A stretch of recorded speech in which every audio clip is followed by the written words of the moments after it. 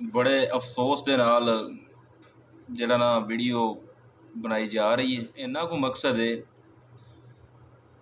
कि हुण इस टाइम सैलाब ज़दगान इलाकों दे विच आवाम की मदद कर रही है। ठीक है, जेड़े पॉलीटिशन ने वो हजे भी अपनी सिर्फ सियासत चमका रहे हैं। ठीक है, खरबां रुपए फॉरन फंडिंग दा खा के, ठीक है, ਜਦੋਂ ਉਹਨਾਂ 'ਤੇ ਆਫਤ ਆਉਂਦੀ ਹੈ ਫਿਰ ਇਹ ਆਪਣੀ ਸਿਆਸਤ ਚਮਕਾਉਣ ਚਲੇ ਜਾਂਦੇ ਨੇ।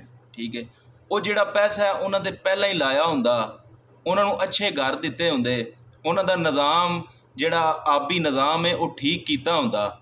ਠੀਕ ਹੈ ਯਾਰ, ਠੀਕ ਹੈ, ਕੁਦਰਤੀ ਆਫਤ ਹੈ, ਅੱਲਾ ਦੀ ਤਰਫੋਂ ਆਫਤ ਹੈ, ਲੇਕਿਨ ਤੁਸੀਂ ਉਹਨਾਂ ਦੇ ਨਾਮ 'ਤੇ ਪੂਰਾ ਸਾਲ ਪੈਸੇ ਖਾਣੇ ਨੇ।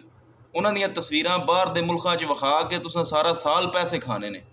ਉਹ ਪੈਸੇ ਅਗਰ ਤੁਸੀਂ ਉਹਨਾਂ ਦਾ ਹੱਕ ਦਿੱਤਾ ਜਾਏ, ਠੀਕ ਹੈ, ਤੇ ਉਹਨਾਂ ਦੀਆਂ ਹਾਵਾਂ ਨਾ ਤੁਹਾਨੂੰ ਲੱਗਣ, ਤੁਹਾਡੇ ਜ਼ਮੀਰ ਉੱਕਾ ਹੀ ਮਰ ਚੁੱਕੇ ਨੇ।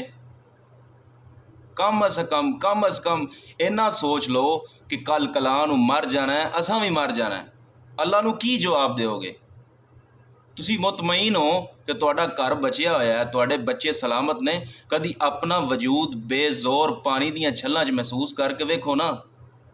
ठीक है, हर वक्त सियासत दे विच यार तुसी मरना नहीं, तुहानू खुदा नहीं याद, तुसी उन्हां दी फॉरन फंडिंग या जो उन्हां दा हक है उन्हां दा असल हक तक नहीं उन्हां नू देंदे। वो सारा साल वो अपने घरां दी मुरम्मत च कढ़ दिंदे ने, जदों को मुरम्मत होण लगदी है उतों फिर सैलाब आ जांदा है। खुदा दा खौफ करो, खुदा दा खौफ करो। तुसी अहले सरवत लोग हो, तुहानू चाहिए है कि उन्हां दी तुसी जिन्ना उन्हां दा हक है उहदे नालों ज़्यादा दिओ, क्योंकि वो तुहाडे तो पसमानदा तरीन ने।